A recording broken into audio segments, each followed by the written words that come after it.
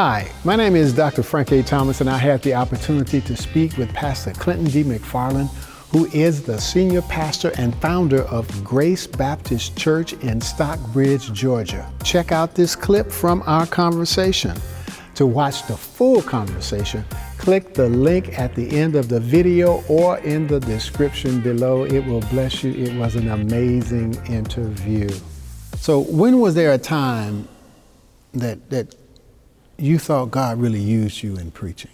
That God really used me in preaching. That you, see, I could say at Hampton, I know that was God. Mm-hmm. I know that was God. Yeah. It was just, yeah, it was amazing. Yeah, it was. So there are times in preaching when God just uses us. It's amazing to us. It's amazing to the people. And I think, you know, we're shy, or sometimes we don't want to, we're humble, so we don't want to. But sometimes it's okay, as long as you give God the credit, it's to say, that was amazing. So give me a time when it really was amazing. Well, I could name maybe conventions. I've preached for a lot of conventions, and a lot of major settings, and probably was used mightily of God.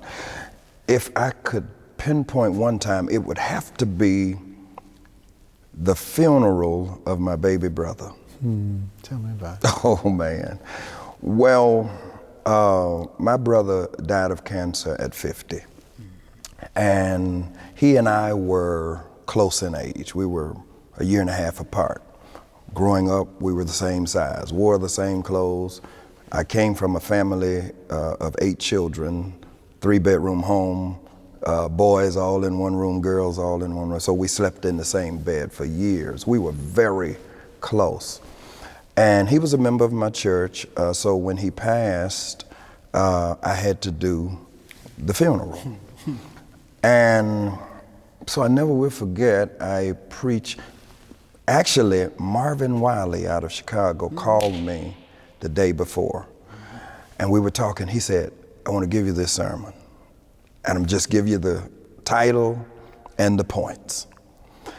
And he gave it to me, so it was from 1 Thessalonians chapter 4, where Paul said about, I would not have you ignorant, brethren, concerning those who are asleep, that you sorrow not, even as those who have no hope. And then he talked about the Lord himself shall descend from heaven with the shout, the voice of the archangel, trumpet of God. Anyway, so I preached that. It was called Blessed Assurance.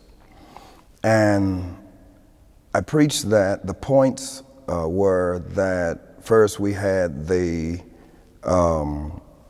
return, Christ's return. Then we had the resurrection. The dead in Christ shall rise first.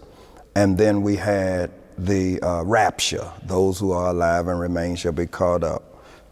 And then we have the reunion to meet him together with them.